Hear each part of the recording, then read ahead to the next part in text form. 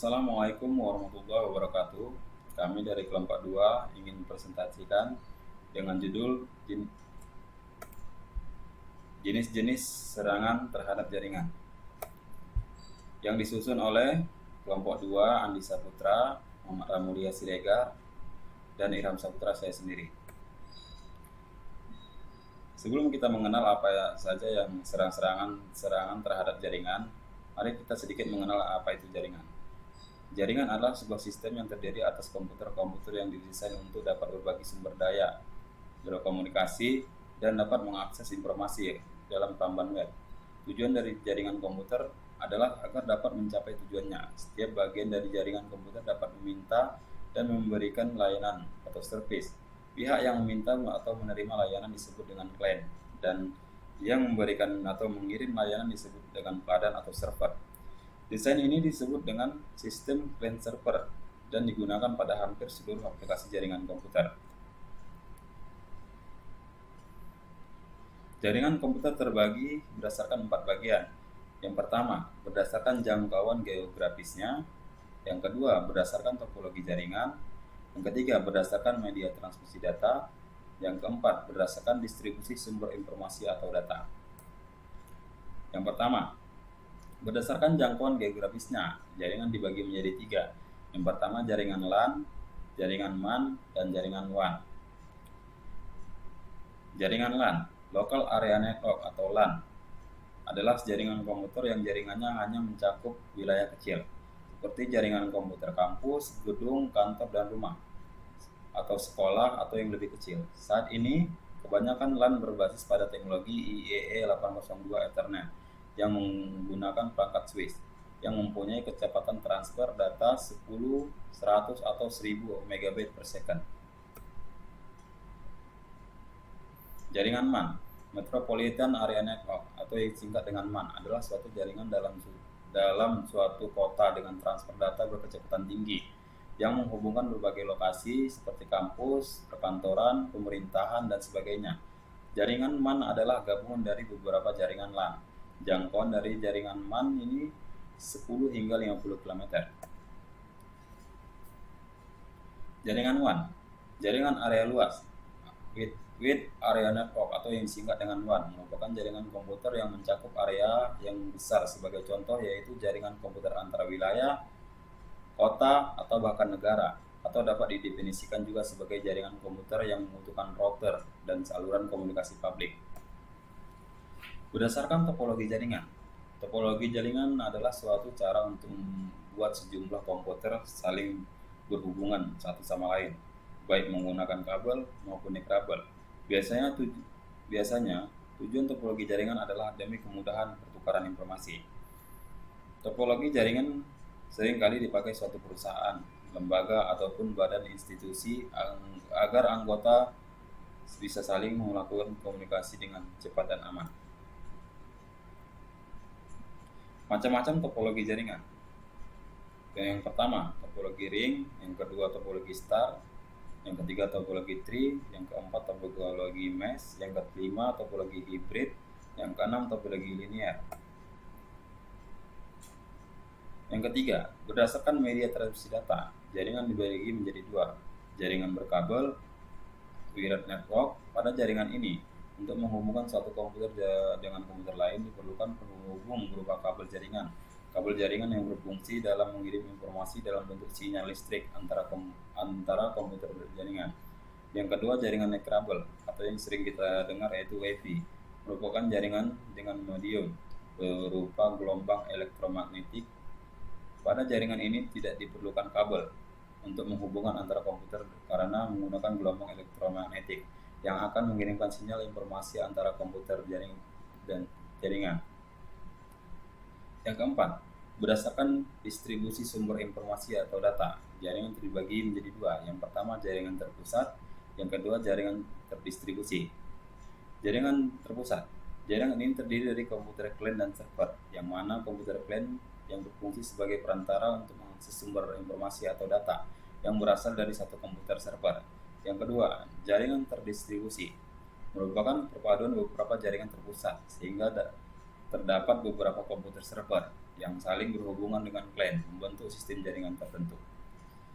Cukup sekian presentasi saya, selanjutnya akan disampaikan oleh teman saya. Terima kasih.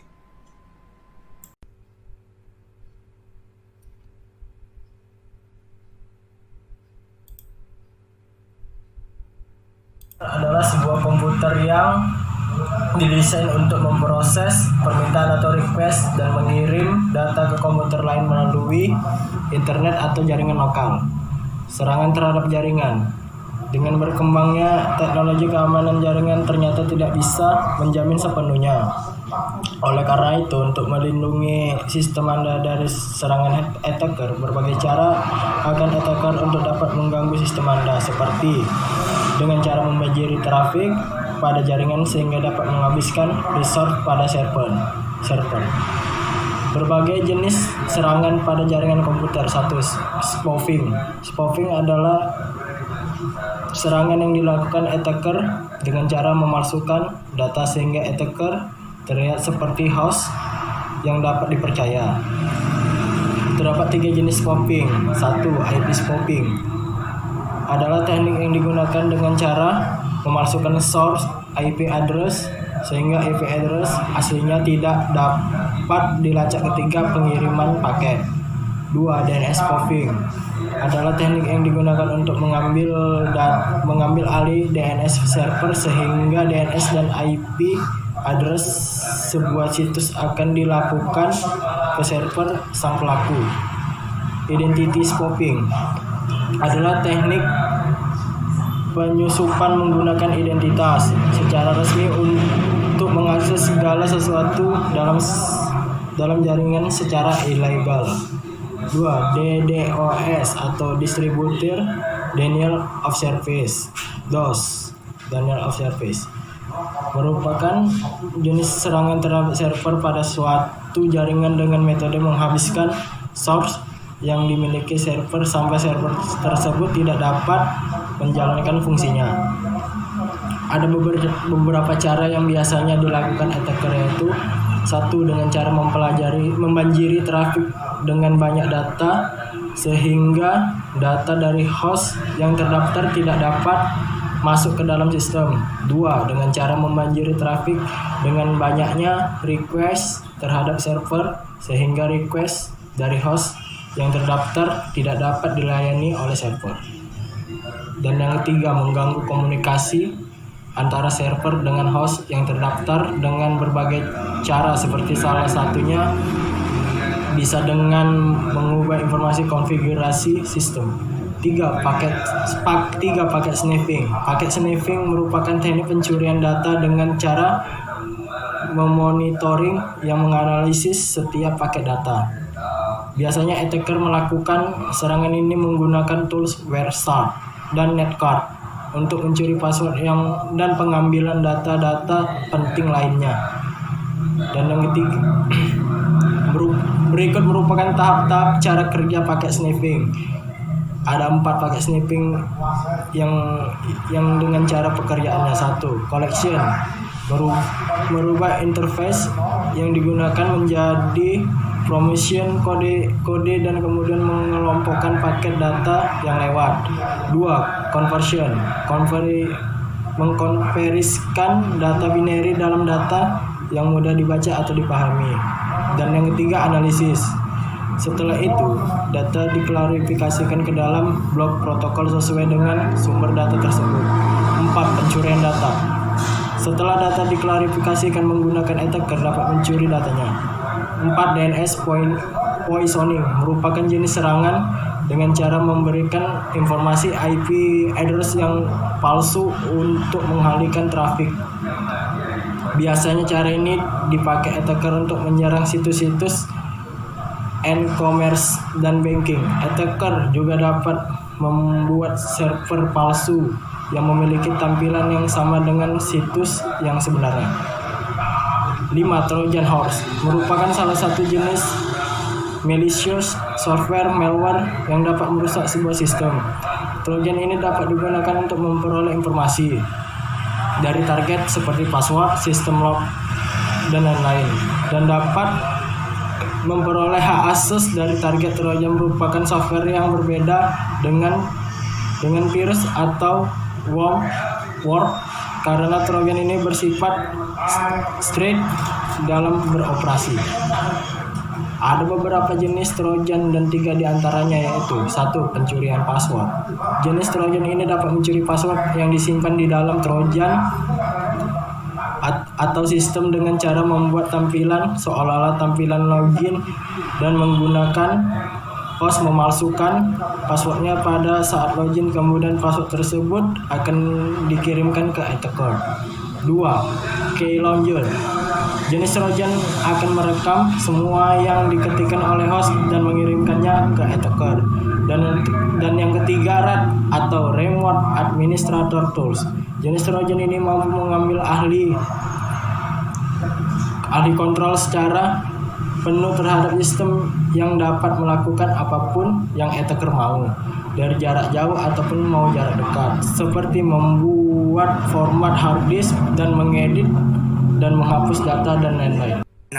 SQL injection, sebuah teknik serangan yang memanfaatkan celah keamanan di mana web mengizinkan user untuk menginput data tetapi tanpa adanya filter terhadap macOS karakter, sehingga attacker bisa mendapatkan akses ke dalam basis data sebuah aplikasi.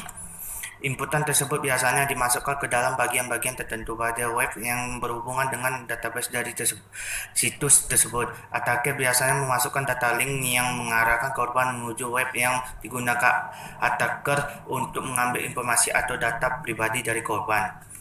7. Password cracker. Password checking adalah proses pengundian password dari data yang telah disimpan oleh sistem komputer. Cracking mencoba membuka sebuah password yang telah terkripsi dengan menggunakan sebuah algoritma tertentu dengan cara mencoba semua kemungkinan. Password tracking mengatur pada proses mendapatkan password dari data yang dilindungi dengan password. Perlu diingat bahwa cara menipu seseorang agar memberikan password seperti phishing merupakan metode password tracking. Password tracking menebak password berdasarkan pengetahuan yang sudah ada dan tidak diketahui sebelumnya dari pemilik sistem komputer. 8. Threat draft. Threat draft atau serangan threat draft merupakan salah satu bentuk serangan bertipe DOS terhadap sebuah komputer atau server yang berbeda dalam satu jaringan. Threat draft ini memanfaatkan fitur yang ada di TCP atau IP, yaitu packet fragmentation atau pemecahan paket, dan kelemahan yang ada di TCP atau IP pada waktu paket-paket fragmentasi tersebut disatukan kembali. Jenis serangan ini dikembangkan dengan cara mengeksploitasi proses disampling, resampling paket data dalam jaringan internet. Seringkali data harus dipotong kecil-kecil untuk menjamin reliabilitas dan proses multi-learn akses jaringan.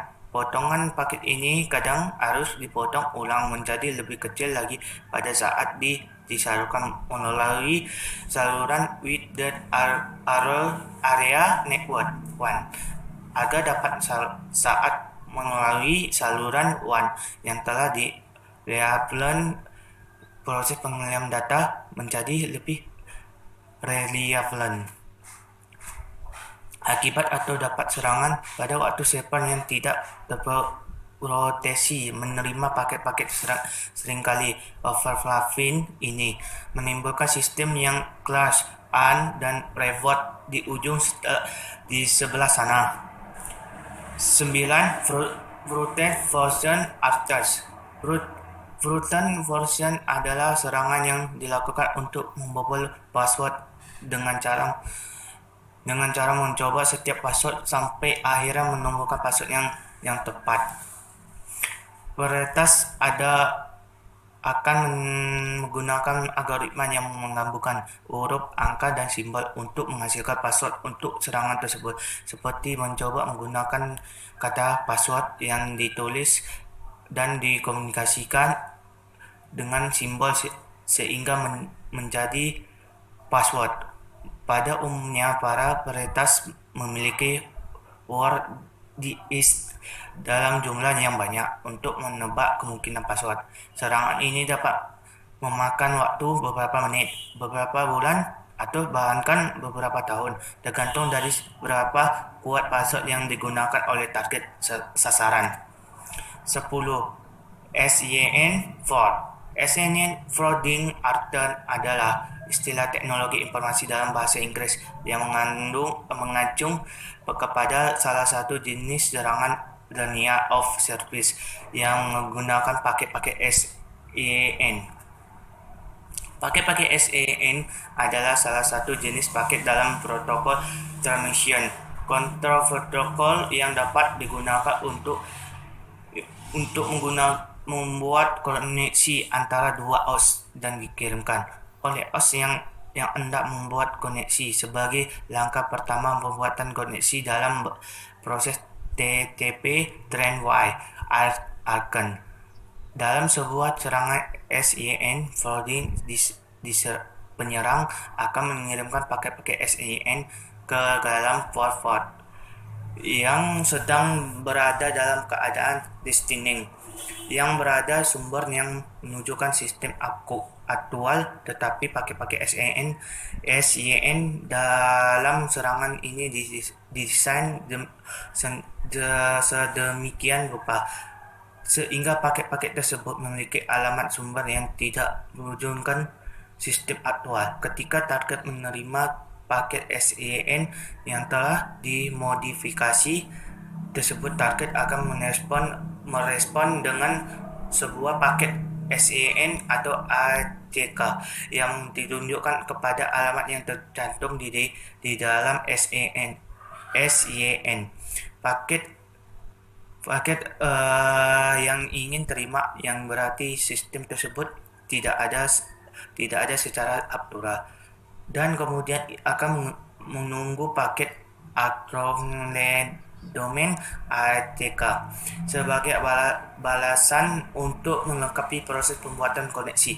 Tetapi karena alamat sumber dalam paket SYN yang dikirim oleh penyerang tidak dapat valid, paket ACK tidak akan pernah datang ke target dalam port yang menjadi target serangan, akan menunggu hingga waktu pembuatan koneksi keduasa atau trip off. Jika sebuah port yang listening tersebut menerima banyak paket-paket SYN, maka port tersebut akan merespon dengan paket SYN atau ACK sesuai dengan jumlah paket SYN yang ia dapat penampungan di dalam port yang dialokasikan oleh sistem operasi. 11.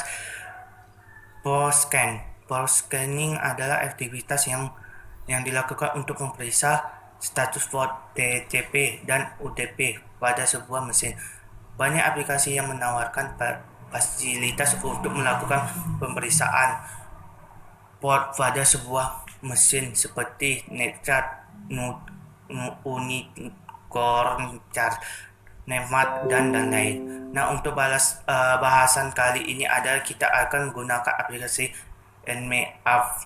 Banyak yang dapat kita lakukan dengan aplikasi Nmap, mulai dari melakukan pemeriksaan port hingga mengidentifikasi sistem operasi yang digunakan oleh server target. 12. Light. Serangan light attacks adalah serangan kepada sistem dengan menggunakan program yang bernama LAX. Apabila serangan ini diarahkan kepada sistem Windows, maka sistem yang tidak diproteksi akan menjadi dan bisa keluar layar biru.